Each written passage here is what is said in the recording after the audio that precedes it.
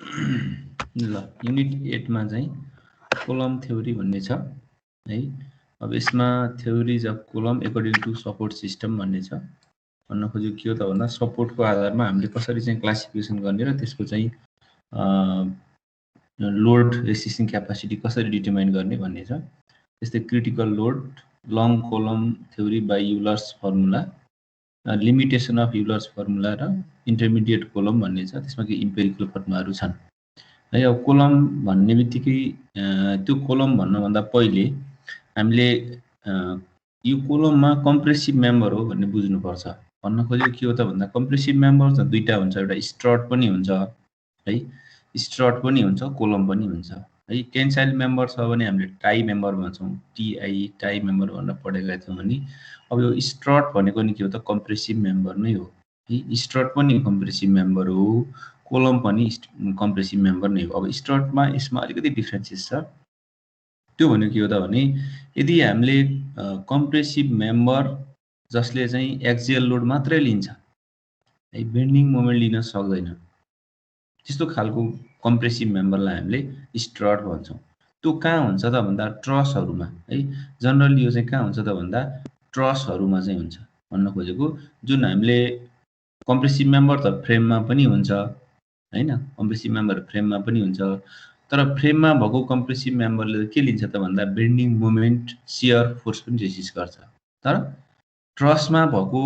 Compressive मेम्बरले axial force मात्र लिन्छ, bending force, bending moment र सियर फोर्स लिन सक्दैन। भने त्यस्तो मेम्बरलाई हामीले के भन्छौँ?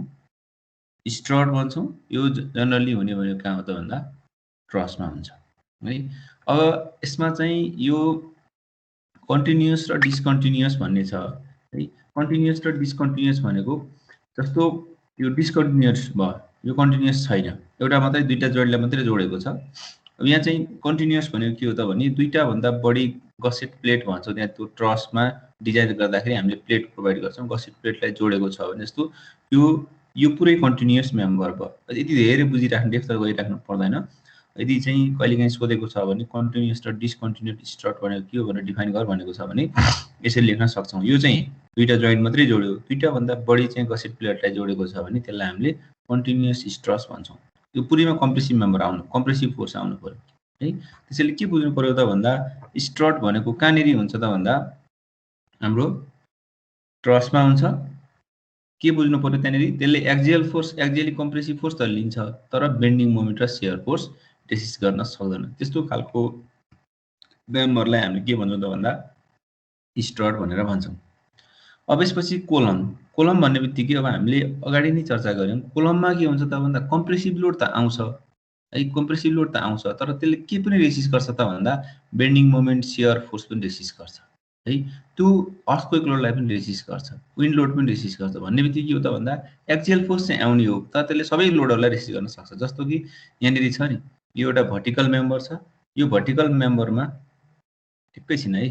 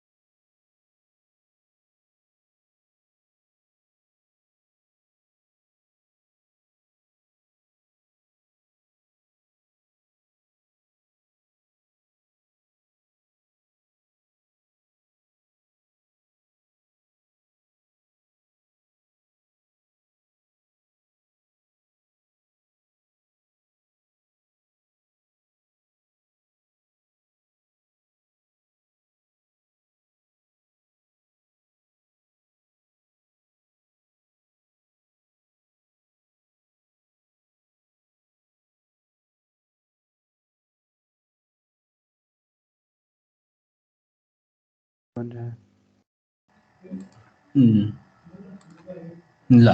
अब यसमा कोलममा के हुन्छ त भन्दा कम्प्रेसिभ फोर्स चाहिँ कम्प्रेसिभ फोर्स नै आउने, कोलम र स्ट्रट भनेको कम्प्रेसिभ मेम्बर नै हो। तर यहाँनिर के हुन्छ त भन्दा यसले स्ट्रक्चरली बेन्डिङ मोमेन्ट रेसिस्ट गर्छ र सियर फोर्स रेसिभ गर्छ अनि अरू लोडहरू earthquake load wind load gravity लोडहरू पनि यसले रेसिभ गर्न सक्छ त्यसको लागि हामीले डिजाइन गरेका हुन्छौँ अब यसमा हामीले के बुझ्नु पर्यो त भन्दा ट्रस मेम्बरमा चाहिँ ट्रस स्ट्रक्चरमा आउने कम्प्रेसिभ मेम्बरहरू भनेको चाहिँ स्टडहरू भयो जस्तो हाम्रो फ्रेम स्ट्रक्चरमा आउने हैन फ्रेममा आउने स्ट्रक्चरमा आउने जुन कम्प्रेसिभ मेम्बर छ भर्टिकल मेम्बरहरू भर्टिकल मेम्बर है होरिजेन्टल मेम्बर होइन कि भर्टिकल मेम्बरहरूलाई हामी के भन्छौँ त भन्दा कोलम भन्छौँ त्यहाँ पनि आउने यो खालको चाहिँ हामीले हेर्न सक्छौँ यो फेल हुँदाखेरि कसरी फेल हुन्छ त भन्दा यो बक्लिङ भएर है बक्लिङ अथवा क्रिप्लिङ भनेर भन्छौँ त्यो वर्ड सम्झिनुपर्छ यो बेन्डिङ हुन्छ बेन्डिङ हुने बित्तिकै हामीले यसलाई फेल भएको मान्छौँ पुरै फ्र्याक्चर हुनु पर्दैन कि यो चाहिँ बेन्डिङ हुने बित्तिकै यसलाई हामीले फेल भएको मान्छौँ लङ कोलमको लागि सर्ट कोलममा चाहिँ सर्ट कोलम भनेको कस्तो भने तिमीहरूलाई थाहा छ तिमीहरूले त्यो ल्याबमा क्युब बनायो कि बनाएनौ मेटेरियल ल्याबमा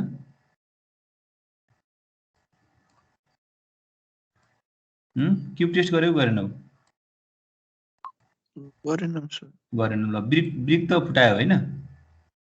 त्यो चाहिँ गरे यसरी ब्रिकमा के हुन्थ्यो हेर त यसरी कम्प्रेसिभ लोड आउँथ्यो हैन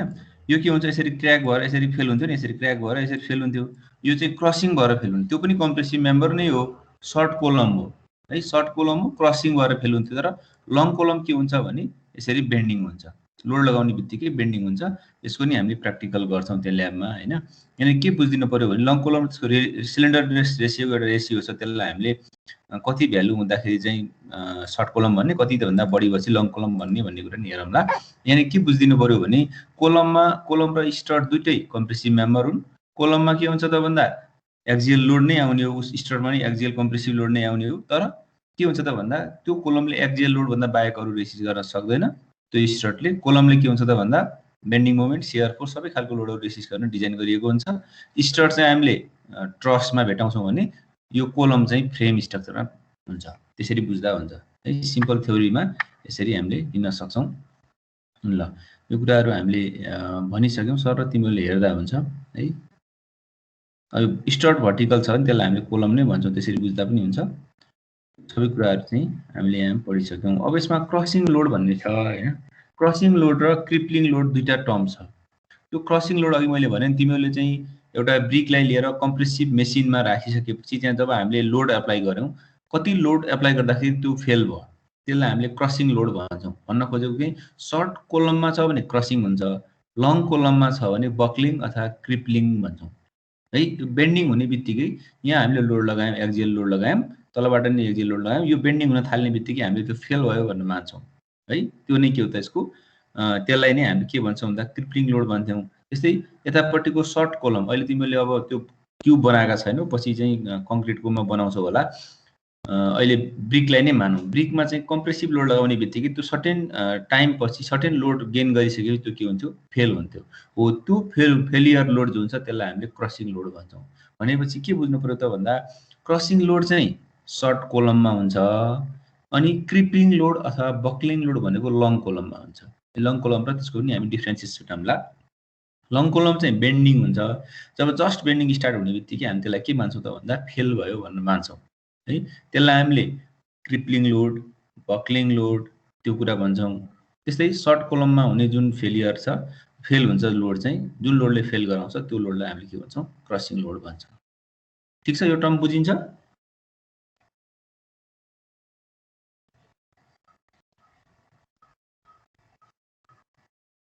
ठिक छ सर यहाँसम्म यो अलिकति टर्म बुझ्नुपर्छ त्यो बुझेपछि अब यहाँ हामीले सर्ट कोलम भन्दा पनि लङ कोलम नै गर्ने हो हैन लङ कोलमको बारेमा गर्ने हो त्यो पछि चाहिँ यो टर्महरू बुझ्नुपर्छ अब यसपछि अर्को भनेको यो केमा डिपेन्ड गर्छ त भन्दा अब एमाउन्ट अफ लोड कति लगाएको छ त्यसमा डिपेन्ड गर्छ लेन्थ एन्ड एरिया भइहाल्यो हैन अर्को इन्ड कन्डिसन भनेको कस्तो भने दुईटै इन्ड फिक्स छ कि दुईटै इन्डमा चाहिँ सिम्पली सपोर्टेड छ कि एउटा इन्ड फिक्स्ड अर्कोमा सिम्पली सपोर्टेड छ कि अथवा एउटा इन्ड फिक्स्ड अर्को फ्री छ कस्तो खालको इन्ड कन्डिसन भनेको सपोर्ट बोथ साइडमा आउने सपोर्ट कस्तो खालको छन् त्यसमा पनि डिपेन्ड गर्छ अनि कोलमको मेटेरियल कस्तो खालको छ हैन त्यो कुरामा पनि डिपेन्ड गर्छ है यसरी चाहिँ हामीले अब यहाँ हामी यो च्याप्टरमा गर्ने भनेको सुरुमा हामी लङ कलमको बारेमा डिस्क्राइब गर्छौँ, सर्ट कलम हामीले पढ्दैनौँ। किन सर्ट कलम किन पढ्न पर्दैन भने फेलियर लोड जति छ त्यसको प्लानको एरिया तिमीले ब्रिकमा नि गरेको त्यही हो, माथिको प्लानको एरिया जति छ आएको लोडलाई त्यसले डिभाइड गर्ने बित्तिकै के आउँछ त स्ट्रेस, क्रसिङ स्ट्रेस आइहाल्छ, सिग्मा आइहाल्छ होइन, त्यो सजिलो भइहाल्यो। तर यो लङ कलममा अलिकति चाहिँ फरक, लङ कलम र इन्टरमिडिएट कलममा चाहिँ अलिकति फरक फर्मुलाहरू छन् है। त्यो कुराहरूको बारेमा हामीले चाहिँ एकछिनमा चर्चा गरौँला। अब यसपछि रेडियस अफ गाइरेसन भनेको त हामीले पढिसकेका छौँ। रेडियस अफ गाइरेसन भनेको के इक्वल्स टु आई, कसैले आर पनि लेख्छन् है, कसैले आर पनि लेख्छन्, अथवा यसलाई हामीले K equals to root over I by A पनि भन्न सक्छौँ।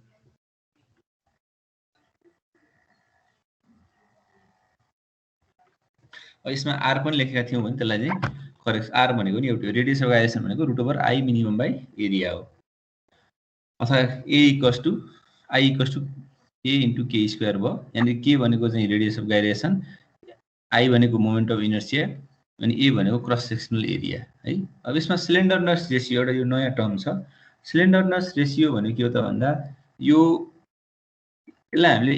लेन्थ, इफेक्टिभ लेन्थ है, लेन्थ अफ कोलम र इफेक्टिभ लेन्थमा फरक छ, यो कुरा चाहिँ सम्झिनुपर्छ। Length, effective length divided minimum radius of गाइरेसनलाई हामीले सिलिन्डरनेस रेसियो भन्छौँ। यो टर्म पनि तिमीहरूले सम्झिनुपर्छ, ल्याम्डा एकदम युज पनि हुन्छ। L effective by R minimum पनि भन्छ, के मिनिमम पनि भन्छ। रेडियस अफ गाइरेसनलाई आरको टर्ममा डिफाइन गरेको छ भने आर मिनिमम भन्छ, अझ त्यसरी होइन के को टर्ममा छ भने के मिनिमम भन्छ। अब यो इफेक्टिभ लेन्थ र लेन्थ अफ कोलममा फरक छ, त्यो के फरक छ भन्ने कुरा पछाडि हामीले एकछिनमा बनाउँला। अब यसमा यदि यो ल्याम्डा बढी भयो भने है, ल्याम्डा बढी भयो भने लोड क्यारिङ क्यापासिटी चाहिँ कम हुन्छ, त्यो पछाडि पनि हामीले त्यसलाई डिफाइन गरौँला कसरी हुँदो रहेछ भन्ने कुरा। अब यसमा लङ कोलम भन्ने बित्तिकै के बुझ्नु पर्यो त भन्दा लङ कोलम र सर्ट कोलममा हामीले चाहिँ अलिकति छुट्याउनु पनि पर्छ, त्यो ल्याम्डाको भ्यालु कति हुन्छ भन्ने कुराले फरक पार्छ। अब यसमा लङ कोलममा के हुन्छ त भन्दा त्यो लेन्थ चाहिँ कम्पेयर गर्ने हो भने यो क्रस सेक्सनल डाइमेन्सन भन्छौँ नि हामीले, क्रस सेक्सन जुन छ विड्थ र डेप्थ भनौँ अझै हो, त्यसको चाहिँ कम्पेरिजनमा लेन्थ एकदमै लामो हुन्छ, लङ हुन्छ, त्यस्तो खालको कोलमलाई हामीले लङ कोलम भन्छौँ। यो कस्तो बेलामा हुन्छ त यदि ल्याम्डाको भ्यालु 50 भन्दा बढी छ भने है, सिलिन्डरनेस रेसियो 50 भन्दा बढी छ भने त्यसलाई हामी लङ कोलम भन्छौँ है। फर माइल स्टिल जनरल केसमा यो भयो, माइल स्टिलको केसमा चाहिँ ल्याम्डा चाहिँ 80 भन्दा बढी छ भने त्यसलाई हामीले लङ कोलम भन्छौँ। यो 80 भन्दा मुनि चाहिँ भ्यालिड हुँदैन भन्ने कुरा पछाडि हामी प्रुभ गर्छौँ, यो लङ कोलम अथवा युलर्स थ्योरम हामीले पछि प्रुभ गरेपछि। स्टिलको केस, माइल स्टिलको केसमा चाहिँ ल्याम्डा चाहिँ 80 भन्दा बढी हुन्छ, अरू जनरल केसमा चाहिँ ल्याम्डा यानी L effective by R minimum के मिनिमम गर्ने बित्तिकै त्यो ल्याम्डा चाहिँ 50 भन्दा बढी आएको छ भने त्यसलाई हामीले लङ कोलम भन्छौँ है। सर्ट कोलमको लागि चाहिँ 50 भन्दा सानो छ भने है, यो ल्याम्डा चाहिँ यो 50 भन्दा सानो छ भने यो के भन्छौँ हामीले सर्ट कोलम भन्छौँ। जस्तो कि हामीले सर्ट भन्दाखेरि के हुन्छ त भन्दा जस्तो ब्रिकको साइज कति हो भन त, ब्रिकको साइज कति हो?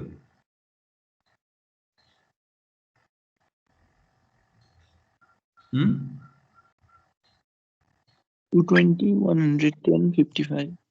55 into 110 into 220 है ना, कि 230?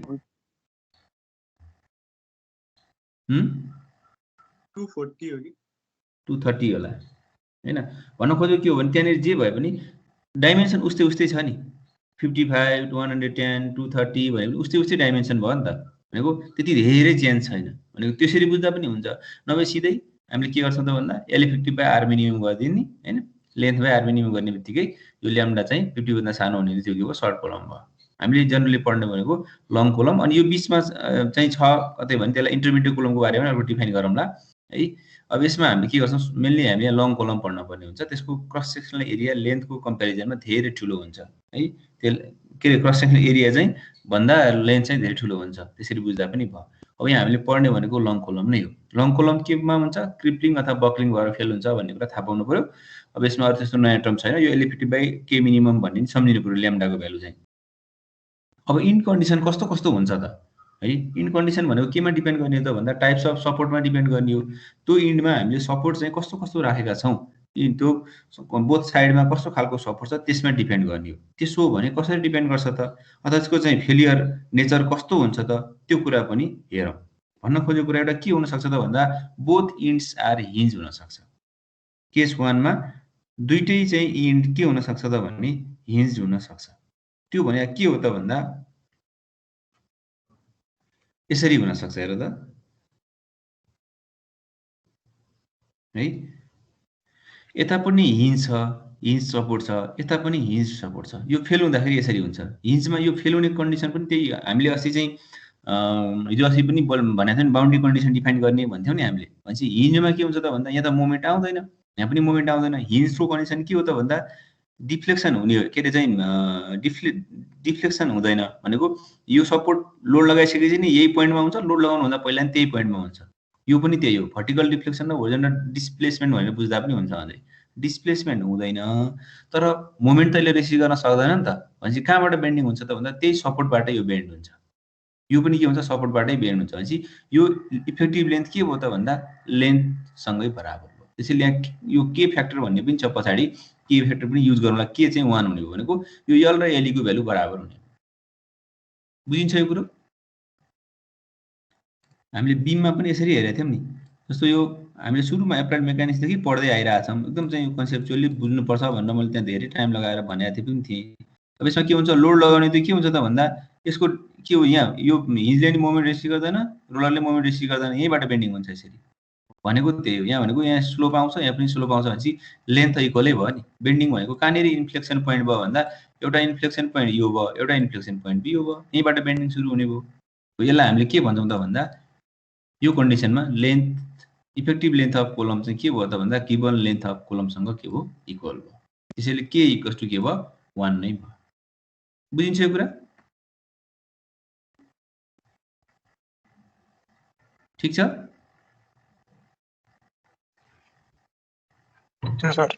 है ल अब यसपछि बोथ इन्ड्स इन फिक्स्ड भनेको छ दुईटै इन्ड फिक्स्ड भयो मलाई भन त फिक्स्ड इन्डमा के हुन्छ फिक्स्ड इन्डमा मोमेन्ट 0 हुन्छ त फिक्स्ड इन्डमा मोमेन्ट 0 हुन्छ कि हुँदैन यसरी फिक्स्ड इन्ड थियो भने यो के हुन्छ त बेन्डिङ हुँदाखेरि हामीले हिजो नि भन्यौँ यहाँ लोड लगायौँ भने डिस्प्लेसमेन्ट त हुँदैन तर बेन्डिङ कसरी हुन्छ एक्सटर्नल मोमेन्ट आउँछ नि यो मोमेन्टले यसलाई रोकिदिन्छ यसरी मोमेन्ट आएकोले के गर्छ रेसिस्ट त गर्छ नि सर्टेन डिस्टेन्ससम्म चाहिँ रेसिस्ट गर्छ अनि अलिकति टाढा गएपछि बल्ल यसरी बेन्डिङ हुन्छ कि भनेपछि यो डिस्टेन्स किन रेसिस्ट गरेको त भन्दा यहाँ हाम्रो एक्सटर्नल्ली आएको लोडलाई किन रेसिस्ट गरेको त भन्दा हाम्रो यहाँ सपोर्टमा एउटा मोमेन्ट आउँछ मोमेन्ट 0 हुने होइन नि त मोमेन्ट 0 छैन भन्नुपर्छ सर्टेन डिस्टेन्स यसले के यो सर्टेन डिस्टेन्स के गर्छ यसले रेसिस्ट गर्छ त्यो रेसिस्टिङ फोर्स मोमेन्ट कहाँबाट आएको त भन्दा यो फिक्स सपोर्टको चाहिँ इन कन्डिसनको रियाक्सन नै त्यही हो त्यसैले हामी यहाँ के भन्थ्यौँ त भन्दा फ्रिली रोटेसन हुन्छ के अरे यसमा चाहिँ डिस्प्लेसमेन्ट हुँदैन 0 हुन्थ्यो होरिजोनल डिस्प्लेसमेन्ट पनि हुँदैन यो पनि 0 हुन्थ्यो अनि रोटेसन पनि 0 हुँदैन भनेपछि त्यहाँ कसले रोक्थ्यो त भन्दा मोमेन्टले रोक्थ्यो यसरी भनेको त्यही भएर तीनटा रियाक्सन आउँथ्यो नि त भनेपछि यो बाउन्ड्री कन्डिसन यसरी डिफाइन गरेका हामीले एक्स पनि 0 भयो वाइ पनि 0 भयो थीटा पनि 0 भयो त्यही भएर यहाँ हामीले एउटा भर्टिकल रियाक्सन आउँथ्यो एउटा होरिजोनल रियाक्सन आउँथ्यो एउटा मोमेन्ट आउँथ्यो यो 0 हुनु भन्नुको अर्थ के हो त त्यहाँ कसैले रेसिस्ट गरेको छ नि त अनि रेसिस्ट कसले गर्यो त भन्दा थीटालाई रेसिस्ट गर्ने कसले मोमेन्ट ल्यायो त्यसैले यहाँनिर अलिकति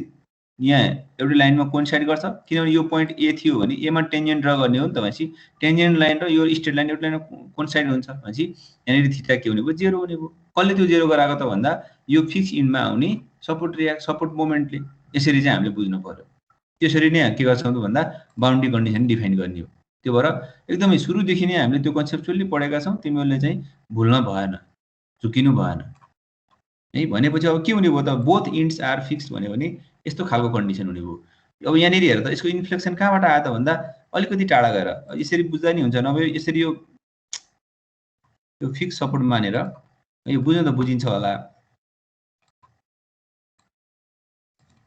जस्तो कि यो यसरी फिक्स सपोर्ट बनाउने यसरी पनि बनाइन्छ है त्यो फिगर जसरी बनाइदिए नि हुन्छ यहाँ यसरी नि हुन्छ दुईटै पोइन्टमा के आउने हो मोमेन्ट आउँछ नि त भनेपछि यो कहाँबाट बेन्डिङ हुन सुरु गर्छ त भन्दा यसरी अलिकति स्ट्रेट लाइन हुन्छ अलिकति तल जान्छ यहाँ पनि अलिकति यो फिक्स सपोर्ट छ अलिकति माथि जान्छ अनि बल्ल यसरी बेन्डिङ हुन थाल्छ भनेपछि यसको इन्फ्लेक्सन पोइन्ट मोमेन्ट बेन्डिङ हुने भनेको मोमेन्ट 0 हुने हो नि यो इन्फ्लेक्सन पोइन्ट यो पनि इन्फ्लेक्सन पोइन्ट भनेपछि यो इफेक्टिभ लेन्थ यो भनेको के हो त दुईटा इन्फ्लेक्सन पोइन्ट बिचको डिस्टेन्सलाई हामीले के भन्छौँ इफेक्टिभ लेन्थ भन्छौँ भनेपछि यो पुरै गिभन लेन्थ अफ कोलम भयो यो एल भयो भनेपछि यो एल इफेक्टिभ कति हुन्छ त भन्दा पछि प्रुफ पनि गरौँला 0.5 एलसँग बराबर हुन्छ यहाँ पनि त्यही भनेको यहाँबाट अलिकति तलबाट बेन्डिङ भएको छ मजाले बुझ्न सकिन्छ यो इन्फ्लेक्सन पोइन्ट बिचको डिस्टेन्स भनेको हामीले इफेक्टिभ लेन्थ अब हामीले चाहिँ क्याल्कुलेसन गर्दाखेरि चाहिँ लिने भनेको के हो त एल इफेक्टिभ हो यो कुरा बुझियो हजुर सर ठीक छ हैन त्यो किन आयो त भन्ने कुरा नि सम्झिनु पर्यो दुईटै साइडमा फिक्स सपोर्ट छ त्यो भएर एल इफेक्टिभ सम्झिनु पर्छ के को भ्यालु कति हो त भन्दा 0.5 हो अब त्यो कुरा नि सम्झिराख्नु पर्यो त्यो 0.5 हुन्छ अथवा एल बाइ हजुर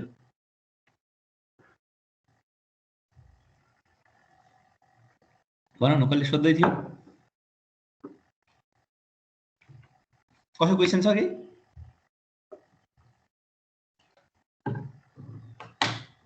ल है यसरी चाहिँ के को भ्यालु चाहिँ 0.5 सम्झिनु पर्यो सिमिलरली अर्को भनेको एउटा इन्ट चाहिँ फिक्स्ड अर्कोमा चाहिँ हिन्ज भन्नु र रोलर भन्नु एउटै हो है सिम्पल सपोर्ट भन्ने बुझ्दा पनि हुन्छ एउटा चाहिँ फिक्स्ड छ है यसरी फिक्स्ड राखेको छ यो राखेको छ अलिकति हेर्दा चाहिँ फिक्स भएको कारणले के हो त अलिकति माथिबाट बाङ्गेको छ यहाँबाट बाङ्गेको छ तर रोलरमा त मोमेन्ट रेसिस्ट गर्दैन नि अथवा हिन्जमा त मोमेन्ट रेसिस्ट गर्दैन यहीँबाट बाङ्गिन्छ भनेपछि अब यो इन्फ्लेक्सन पोइन्ट एउटा यो भयो रोलरको चाहिँ त्यही सपोर्टमा हुन्छ अथवा हिन्जको त्यही सपोर्टमा हुन्छ तर फिक्स्डको अलिकति माथि हुन्छ नि यसरी बेन्डिङ भएपछि अब यो दुईटा बिचको दुईटा इन्फ्लेक्सन पोइन्ट बिचको डिस्टेन्सलाई हामीले इफेक्टिभ लेन्थ भन्छौँ कतिमा बक्लिङ भयो भन्ने कुरा हो त्यसरी यो इफेक्टिभ लेन्थ कति हुन्छ भन्दा l/√2 पनि भन्छौँ हामीले अथवा 0.7 l पनि l/√2 भ्यालु 0.707 हुन्छ हैन 0.7 मात्र लेखाइ हुन्छ नभए l/√2 सम्झिने हुन्छ यतापट्टि यो केस 2 है यो 2 हो यो केस 2 को चाहिँ 0.l/2 भन्दा हुन्छ यो 3 नम्बरको चाहिँ के हो त भन्दा l/√2 भन्ने भयो 0.707 l भन्ने नि हुन्छ ठीक छ यसमा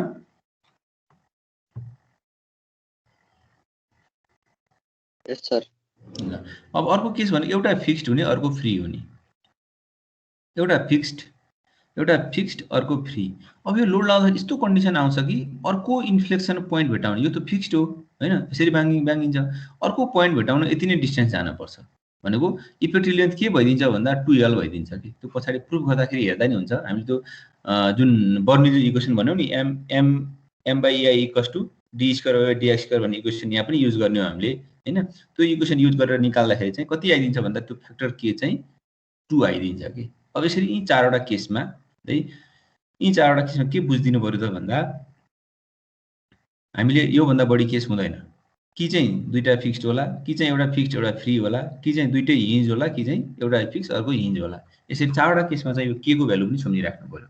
तिमीले नोट गर्दा पनि हुन्छ पछाडी न्युमेरिकल गर्दा नि काम लाग्छ सबैको डिराइभ गर्न मैले एउटा डिराइभ गरौँला सबै डिराइभ गर्न टाइम पनि हुँदैन हैन यो कहिलेकाहीँ डिराइभ गर भनेर सोध्छ पनि इक्जाममा त्यो भएर अलिकति सम्झिनु पर्छ यो के को भ्यालु एल इफेक्टिभ कति हुन्छ कन्सेप्चुअली सम्झे पनि भयो यसरी इन्फ्लेक्सन यसरी हुन्छ भनेर सम्झिँदा झन् कायदा हुन्छ त्यो सम्झिन सकिएन भने यो के को भ्यालु चाहिँ सम्झिनु पर्यो सबभन्दा राम्रो त यो बेन्डिङको अनुसारै निकाल्दा हुन्छ है यो बेन्डिङ हिन्ज छ भने यसरी दुईटै ठाउँमा हिन्ज हुन्छ छ भने यो चाहिँ यहीँबाट इन्फ्लेक्सन हुन्छ इक्वल हुन्छ दुईटैतिर फिक्स छ भने यो चाहिँ 0.25 यो 0.25 बाट आउँछ 0.5 भइहाल्छ अनि एउटा हिन्ज एउटा फिक्स छ भने यो यसरी घट्छ l/√2 हुन्छ भनेर सम्झिँदा एकदम राम्रो हुन्छ है यो के को भ्यालु अथवा एल इफेक्टिभ चाहिँ यति हुन्छ भनेर सम्झिनु पर्यो यो पछाडी युज पनि हुन्छ यसमा केही छ यहाँसम्म केही छ सोध्नु पर्ने सर एउटा हिन्ज अर्को फ्री भन्ने केस हुन्न त्यस्तो त हुँदैन नि बाबु त्यो त स्टेबलै भएन नि पुरै घुम्या हुन्छ त्यो भएपछि त हिन्जमा त मोमेन्ट रेसिस्ट गर्न सक्दैन पुरै घुम्छ के हुन नहुने होइन त त्यस्तो खालको हामीले चाहिँ स्ट्रक्चरली स्टेबल मान्ने भएन ठीक छ सर ल अब यसपछि युलर्स फर्मुला भन्ने छ युलर्स भन्ने चाहिँ तिमीहरूले उता हाइड्रोलिक्स फ्लुइडतिर नि सुनिरहेको हो हैन बर्नौलीज भन्ने पनि त्यहाँ पनि सुनिरहेको हो यहाँ स्ट्रक्चरमा पनि यसले डिराइभ गरेको छ युलर्स फर्मुला भन्ने छ है बर्नौलीज फर्मुला पनि भन्छौँ हामीले अब यसमा युलर्स फर्मुला फर लङ कलमको लागि के छ त भन्दा यसको के एजुम्सनहरु छ मेटेरियल इलास्टिक हुनुपर्छ भन्ने बित्तिकै के हो त भन्दा हामीले लोड लगाएको छौं भने लोड रिमुभ गर्ने बित्तिकै इनिशियल शेप एन्ड साइजमा रेगेन हुनुपर्छ त्यस्तै होमोजिनियस हुनु पर्यो आइसोट्रोपिक हुनु पर्यो ती कुराहरु त भइहाल्यो हैन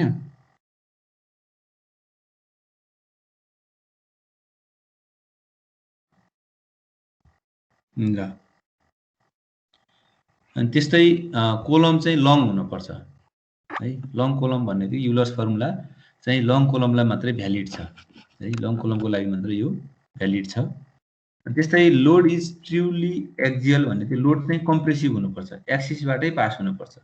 है लोड चाहिँ एक्जियली कम्प्रेसिभ लोड हुनुपर्छ फेलियर इज ड्यू टु बक्लिङ है यो बक्लिङ हुने बित्तिकै हामीले के मान्छौँ त भन्दा फेल भयो भनेर मानिहाल्छौँ फेलियर भयो भन्ने मान्छौँ है पुरै भाँचिन पर्दैन जस्ट बेन्डिङ हुन थाल्यो भने त्यो चाहिँ फेल भयो भनेर मान्छौँ cross sectional area uniform through out भनेको क्रस सेक्सनल एरिया चाहिँ त्यसको आई चाहिँ के हुनु पर्यो भन्दा मोमेन्ट अफ इनर्सिया जुन छ त्यो बराबर हुनु पर्यो इआई भन्छौँ हामीले पछि पढ्दाखेरि इआई भनेर डिफाइन गर्न सक्छौँ ई त बराबर भइहाल्यो भनेको एउटै मेटेरियल हुनु परिहाल्यो तर क्रस सेक्सनल एरिया पनि फरक हुनु भएन क्रस सेक्सनल एरिया फरक भने के हुन्छ भन्दा बेन्डिङ इफेक्ट के हुन्छ फरक हुन्छ त्यसैले क्रस सेक्सनल एरिया मेम्बरको चाहिँ के हुनु पर्यो थ्रु आउट मेम्बर युनिफर्म हुनु पर्यो हुक्स ल अब यो इलास्टिक भन्ने कि हुक्स ल भ्यालिड भइहाल्यो रिपिट गरेर राख्नु पर्दैन the column is straight before application of load पहिला त स्ट्रेट हुनै पर्यो होइन भर्टिकल हुनु पर्यो होइन weight of the column is neglect हामीले एनालाइसिस गर्दाखेरि वेट चाहिँ कन्सिडर गर्दैन त्यसको सेल्फ वेटलाई हामीले के मान्छौँ त भन्दा नेग्लेजिबल मान्छौँ अब यसरी यति कुराहरू भइसकेपछि अब हामीले एउटा कन्डिसन यहाँनिर गरौँ अरू कुराहरू पनि त्यहाँ तिमीहरूले हेरिहाल्छौ both ends of column are hinged or pinned है सिम्पल सपोर्ट छ है Euler's formula when both ends of column are hinged है त्यो कन्डिसनमा कसरी गर्ने भन्ने Euler's formula when both ends of column are hinged अब यसको लागि हेरौँ त हामीले के मानौँ भने consider length of column L length of column L भयो हिन्ज्ड एट बोथ इन्ड यो कन्डिसनलाई हामीले गर्दछौँ हिन्ज्ड हुँदाखेरि के थियो L equals to L effective भएको थियो त्यो पनि हामीलाई थाहा छ मान्नुपर्छ भनेको थियौँ त्यसलाई हामीले प्रुभ गर्न नि खोज्दैछौँ bending moment at a distance X from the bottom भन्नाले यहाँनिर यस्तो खालको छ ल हेर त यो बोथ इन्डमा हिन्ज भन्नु र बोथ इन्ड्समा चाहिँ एउटा हिन्ज एउटा रोलर एउटै हो दुइटै साइडमा सिम्पल सपोर्ट भनेर बुझ्दा पनि हुन्छ दुइटै साइड रोलर चाहिँ हुँदैन रोलर भयो भने त त्यो अनस्टेबल हुन्छ एउटा रोलर एउटा हिन्ज भने नि कुरो त्यही हो यो चाहिँ हिन्ज यो पनि हिन्ज भन्दा पनि एउटै कन्डिसन हो केही फरक परेन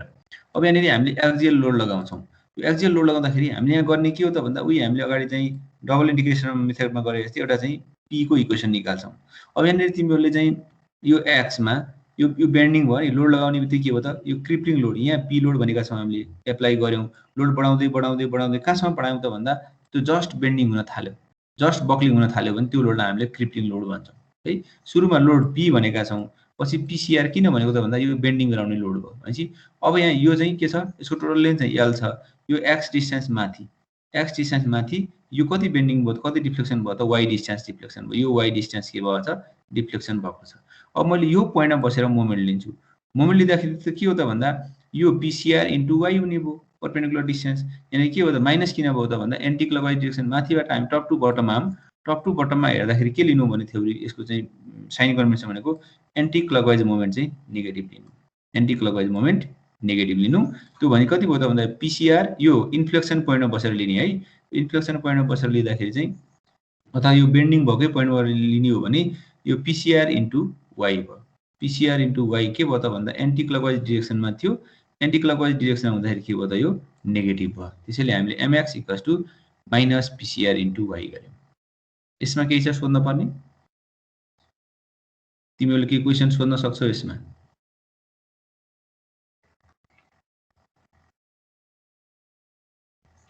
सर कुन पोइन्टमा बसेर मोमेन्ट लिएको रे यो कोलम डिफ्लेक्सन के बेन्डिङ भइसकेको छ पोइन्टमा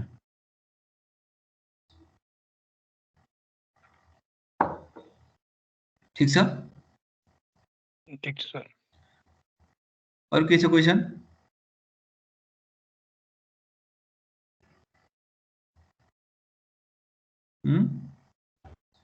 सर ए र बी पोइन्टमा मोमेन्ट लिन पाइन्न ए र बीमा मोमेन्ट जेरो हुन्न त नि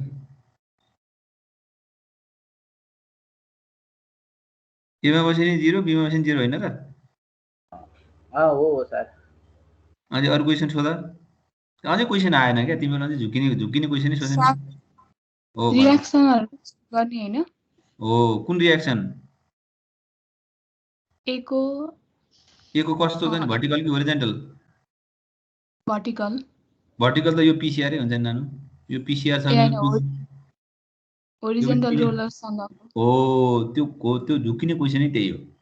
यहाँ के आउँछ एउटा होरिजन्टल रिएक्सन आउँछ यहाँ एच आउँछ यहाँ पनि के आउनु पर्यो अपोजिट डिरेक्सनमा के आउनु पर्यो भने त एच आउनु पर्यो परेन ठीक छ कुरा बुझिन्छ हजुर सर बीमा पनि एच छ, यहाँ पनि यो तिमीहरू पछि गर्दाखेरि झुकिने यही हो। भनेपछि यो एच र एच, एउटा एच चाहिँ नेगेटिभतिर आउनु पर्यो जता भयो पनि है, जता जुन डिरेक्सन, एउटा एच चाहिँ पोजिटिभतिर आउनु, जता भयो नि यो माथिको पोजिटिभतिर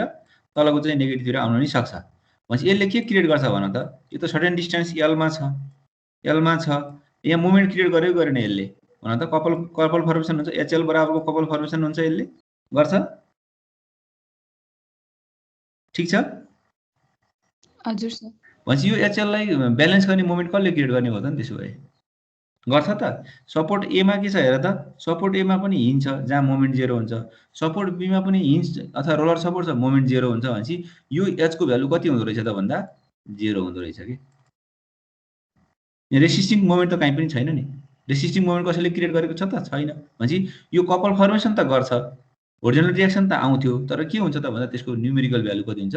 0 हुन्छ। किन 0 हुन्छ त भन्दा यदि एच आएको थियो भने कपल फर्मेसन गर्छ, त्यो कपललाई ब्यालेन्स गर्ने त यहाँ सपोर्ट त छैन नि त। भनेपछि एमा पनि हिन्ज सपोर्ट छ, बीमा पनि हिन्ज सपोर्ट अथवा रोलर सपोर्ट छ, त्यसले मोमेन्ट के हुन्छ 0 हुन्छ, भनेपछि ब्यालेन्स गर्न सक्दैन नि। त्यसैले हामीले के मान्छौँ त भन्दा यो एच त्यहाँ नदेखाएको कारण भनेको एच के हुन्छ, 0 हुन्छ। बुझियो? ठिक छ? यस सर। हो, त्यो कुरा चाहिँ एकदम झुकिन्छ। माथि चाहिँ रोलरको सट्टा हिन्ज भएको भए चाहिँ अर्को रिएक्सन नि हुन्छ। एउटै हो, रोलरमा चाहिँ होलर यो एउटै कुरो हो कि, कुरो एउटै हो है। त्यहाँ लोड लगाउने पी लोडै लगाउने हो, त्यहाँ अर्को रिएक्सन भन्ने होइन होइन, लोड लगाउने पी नै हो, एक्जेली नै लगाउने हो। ल यसरी अब यो एमएक्स है, यसमा चाहिँ हामीले निकाल्न गाह्रो भनेको चाहिँ एमएक्स इक्वेसन निकाल्न समस्या हो। अब एमएक्स भनेको के छ त, हामीले फर्मुला भनौँ त, एमएक्स भनेको EI D square Y by DXL equals to minus PCR हो। तिमीहरूले गर्दै जाउँ है, हामी सँगसँगै गर्दै जाउँ त, तिमीहरूले नि सारा एकदमै सजिलो हुन्छ यहाँबाट।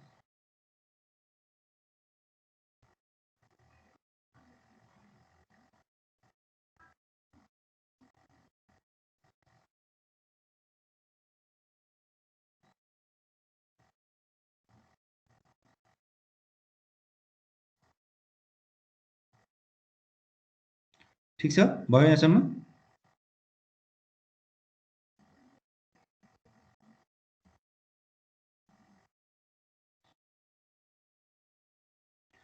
ल यसलाई मिलाम। अब कसरी मिलाम भन्दा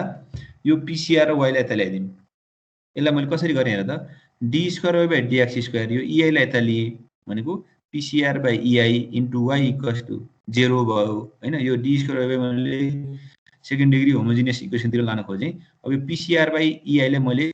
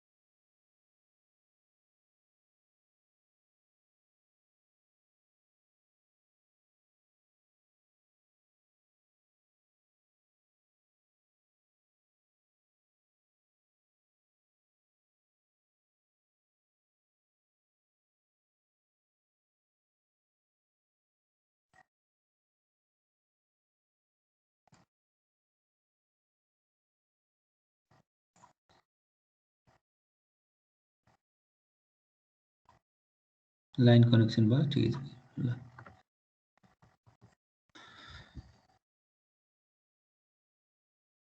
ल यहाँसम्म?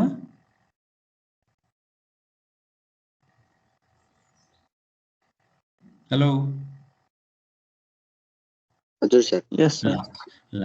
अब यसमा यो ल्याम्डाको भ्यालु पुट गरौँ त, D square Y by dx square into यो ल्याम्डा स्क्वायर भयो नि। अब यो इक्वेसन त हामीले म्याथमेटिक्समा यस्ता तिमीहरूले चाहिँ होमोजिनियस र नन होमोजिनियस इक्वेसन सल्भ गरेका छौ। यो चाहिँ डिग्री चाहिँ सेकेन्ड डिग्री छ, होमोजिनियस भयो नि होइन, यो वाईको टर्ममै छ होइन। त्यसो भने यसको सोलुसन के हो त भन्दा, यसको सोलुसन के हुन्थ्यो त भन्दा, यसको सोलुसन कति हुन्थ्यो भन त, सेकेन्ड डिग्री होमोजिनियस इक्वेसनको सोलुसन के हुन्थ्यो, वाई इक्वल्स टु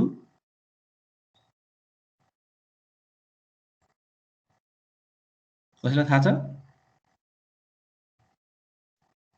छैन भने सम्झिनु पर्यो, यो तिमीहरूले म्याथमा पढेको हो के अरे होइन। y equals to a cos lambda x constant into x plus b sin lambda x हुन्छ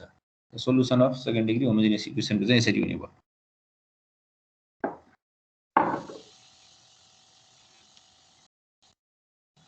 भयो यहाँसम्म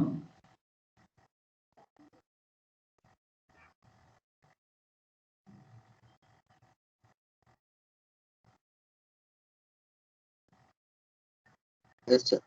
ल ल अब यसपछि हामीले अब यसको चाहिँ सोलुसन बाउन्ड्री कन्डिसनमा के थियो त भन्दा बाउन्ड्री कन्डिसन त हामीले सम्झिराख्नु पर्यो है यहाँनिर के थियो त भन्दा दुईटै सपोर्टमा यहाँ पनि रोलर अथवा हिन्ज यहाँ रोलर थियो भने x0 हुँदाखेरि y0 हो x0 हुँदा y0 हो एउटा कन्डिसन थियो अर्को x को भ्यालु 0 हुँदाखेरि हैन सरी x को भ्यालु l हुँदाखेरि y के हो त y पनि 0 हो डिफ्लेक्सन 0 हुन्थ्यो नि त्यो कन्डिसन सम्झिनु पर्यो x0 हुँदाखेरि पनि y0 हो अर्को x को भ्यालु l हुँदाखेरि पनि y के हो त 0 हो त्यो कुरा सम्झिने हो भने अब यहाँनिर हामीले के गर्न पर्यो त भन्दा त्यो बाउन्ड्री कन्डिसन चाहिँ पुट गर्न जान्न पर्यो बाउन्ड्री कन्डिसन केमा डिपेन्ड गर्छ त भन्दा त्यो सपोर्ट कन्डिसनमा डिपेन्ड गर्छ when x equals to 0 y0 भनेपछि यो भ्यालु पुट गर्दा यो 0 equals to cos 0 भने कति हो cos 0 को भ्यालु कति हुन्छ 1 हुन्छ sin 0 भनेको 0 0 हुन्छ भनेपछि यहाँ के आयो त भन्दा a equals to 0 आयो है a को भ्यालु 0 भने यो इक्वेसन कस्तो भयो त भन्दा y equals to b sin lambda x जस्तो हो किनभने यो a नै 0 हुने बित्तिकै के हो त यो 0 भयो भनेपछि अब हामीले अर्को चाहिँ के छ त बाउन्ड्री कन्डिसन त्यो पनि पुट गर्न पर्यो तिमीले त्यहाँ पुट गर when x equals to 0 y0 then from equation 2 we get a equals to 0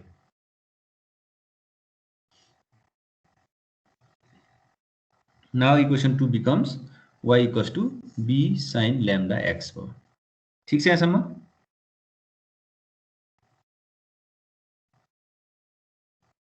ठीक छ सर ल अब अर्को बाउन्ड्री कन्डिसन हाम्रो अर्को बाउन्ड्री के हो त when x equals to l y equals to के हो त 0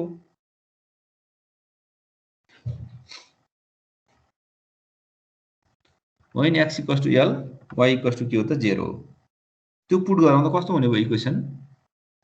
यस्तो खालको हुने भयो b sin lambda l equals to 0 त्यहाँ सम्झिराख्नु पर्यो ल्याम्डा भनेको root over PCR by EI है त्यहाँ पीसीआर भनेको लोड छ त्यहाँ भनेपछि अब यो इक्वेसनमा बी 0 हुन्छ होला कि साइन ल्याम्डा एल 0 हुन्छ होला भन त अब हाम्रो बाउन्ड्री कन्डिसन त सिधियो अब यहाँ एउटा चाहिँ के इन्टरप्रिटेसन गर्न पर्यो बी 0 हुन्छ कि साइन ल्याम्डा एल 0 हुन्छ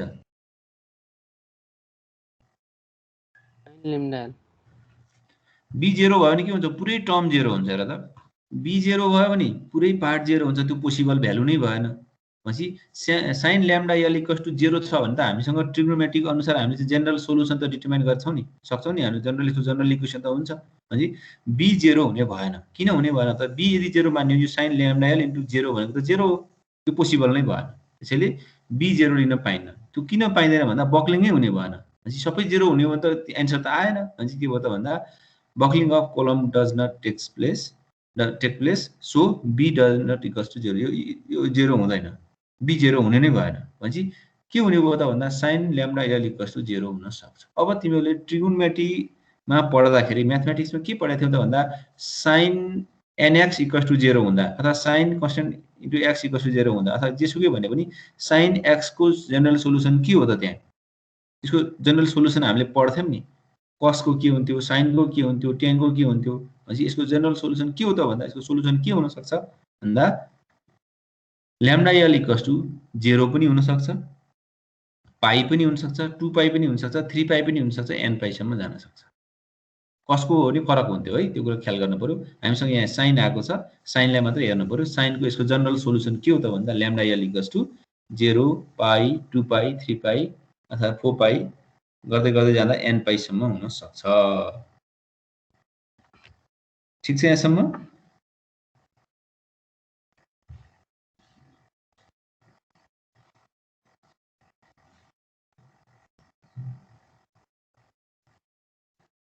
हजुर सर ल अब यहाँनिर हेर त यो ल्याम्डा एल को भ्यालु अब 0 लिने कि पाई लिने कि कति लिने होला n पाई लिने कि 0 लिन सक्छौँ कि सक्दैनौँ हामीले?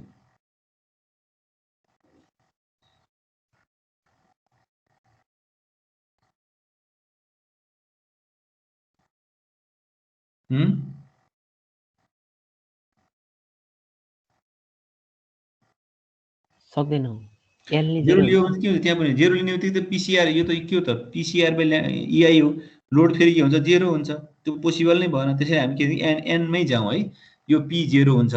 यो हुने भने डिफ्लेक्सनै हुने भने डिफ्लेक्सन नहुनुको अर्थ के हो त? लोडै लगाएको छैन भन्ने बुझिन्छ। लोड त लगाएको छौँ हामीले फेरि, भनेपछि यो पोसिबल भएन। पोसिबल भ्यालु के हो त भन्दा एन पाई नै लिउँ, अथवा 1 हुन्छ कि 2 हुन्छ कि 3 हुन्छ कि पछि कम्पेयर गरौँला। Lambda L equals to N pi लेखौँ। अब त्यो ल्याम्डाको भ्यालु पुट गरौँ त ल्याम्डा कति थियो? Root over PCR by EI थियो। अगाडि हामी जुन एजुम गरेका थियौँ त्यो भ्यालु पुट गरौँ।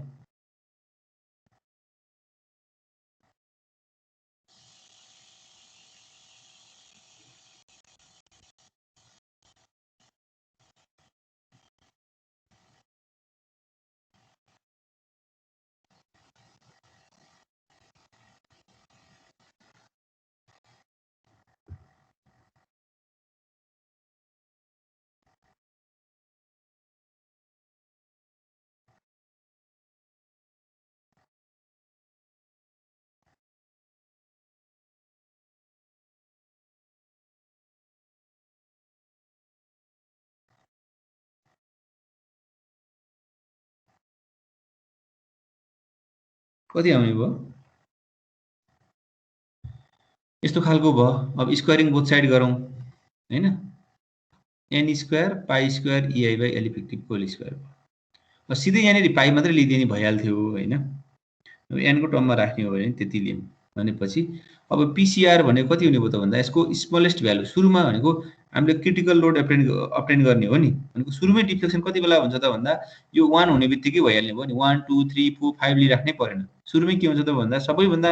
हामीले यहाँ बक्लिङ भनेको यो रेसिस्टिङ क्यापासिटी लिने होइन नि। एन टाइम्स भनेको त रेसिस्टिङसम्म पुग्ने हो, त्यो होइन कि हामीले लिने भनेको हामीले लङ कोलममा फेल कति बेला भयो भनेर मान्छौँ भने जब त्यो बक्लिङ हुन थाल्छ अथवा क्रिप्लिङ हुन थाल्छ। हो त्यो भनेको हामीले त्यसको चाहिँ स्मलेस्ट भ्यालु नै लिन पर्यो नि। जस्ट स्टार्ट हुने बित्तिकै त्यो के भयो? फेल भयो भनेर मान्छौँ भने त्यसो हो भने यो एनको भ्यालु के हुन्छ? 1 हुन्छ। यसरी चाहिँ हामीले भन्दा पनि हुन्छ। नभए के भन्दा सुरुमै के भनिदिँदा हुन्थ्यो भने lambda L equals to 0 possible होइन। हाम्रो पोसिबल भ्यालु के हो त? पाई हो। पाई लिदिने बित्तिकै एन्सर आइहाल्थ्यो। यो एन राखिराख्न पर्थेन। त्यसरी बुझ्दा पनि हुन्छ। त्यसैले फाइनल्ली हामीले के पायौँ त भन्दा क्रिप्लिङ लोड भनेको के हो त? पाई स्क्वायर बाई यहाँ हेर्दा यहाँ के को भ्यालु नि 1 नै आयो नि। यो 1 नै आयो। एल को यतापट्टि कुनै टर्म त आएन यहाँनिर भनेपछि पाई square EI by L effective. यहाँनिर के भयो त भन्दा एल र एल इफेक्टिभ के भयो? बराबर भयो। कुन केसमा त भन्दा यदि बोथ इन्ड्स आर हिन्ज्ड अथवा दुईटै साइडमा सिम्पल सपोर्ट थियो भने त्यो बेलामा के हुँदो रहेछ त भन्दा L effective equals to l भयो। भनेपछि यहाँ एल इफेक्टिभ र एलको रिलेसन के भयो? बराबर छ। यसैलाई हामीले के भन्छौँ त भन्दा युलर्स फर्मुला चाहिँ भन्छौँ। यो युलर्स फर्मुला कुन केसको लागि त भन्दा यदि दुईटै सपोर्ट चाहिँ सिम्पल सपोर्ट अथवा हिन्ज्ड कन्डिसन छ भने त्यो बेलाको चाहिँ युलर्स फर्मुला भनेको के हो त भने pi PCR equals to pi square EI by L इफेक्टिभको स्क्वायर। अब यो आई कता हुन्छ भन्दा यो आई मिनिमम लिनुपर्छ है। जुन डिरेक्सनमा मिनिमम हुन्छ त्यो डिरेक्सनमा के हुन्छ? बेन्डिङ हुन्छ। किनभने एउटा एक्सिसमा चाहिँ आई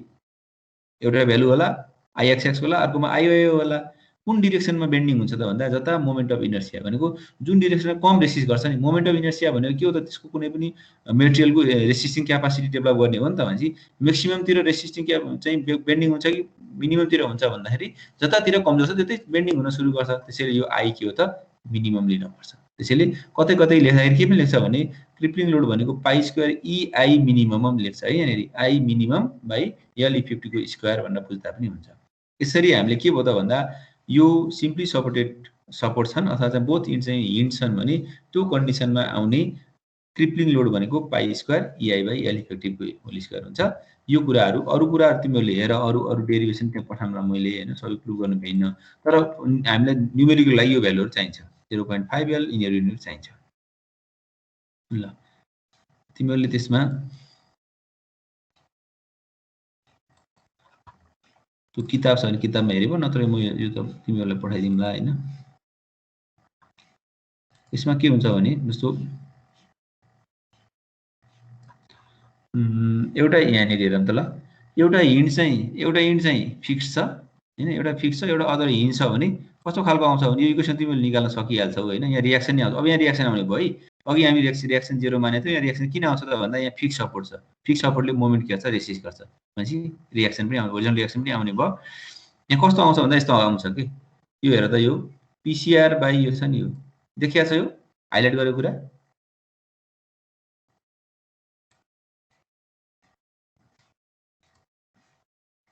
देखिएको छ सर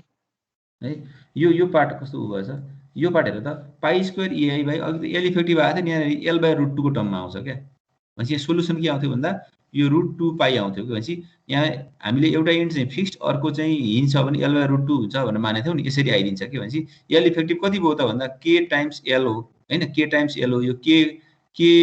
को भ्यालु कति आउँछ त भन्दा एल बाई रुट 2 आइदिन्छ कि। यति पार्ट आउँछ। भनेपछि यो पार्ट चाहिँ सम्झिनु पर्यो। यसरी फर्मुलामा आफै आयो कि, माथि नै आफै आहा, यसमा नि आफै आउँछ कि। यहाँ पनि के छ हेर त, ठ्याक्कै एल बाई रुट 2 को टर्ममा आयो नि यहाँनिर। भनेपछि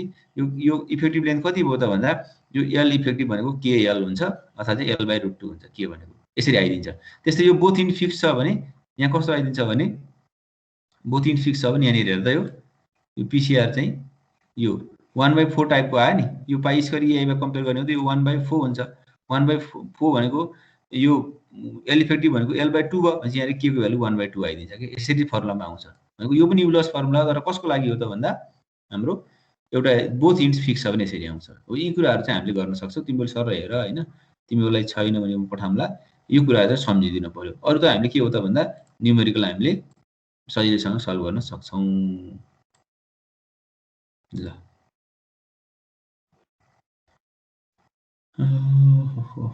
ल यो फर्मुलाहरू सम्झाऊ होइन। न्युमेरिकल चाहिँ अब अर्को दिन गरौँला, धेरै पढेर नि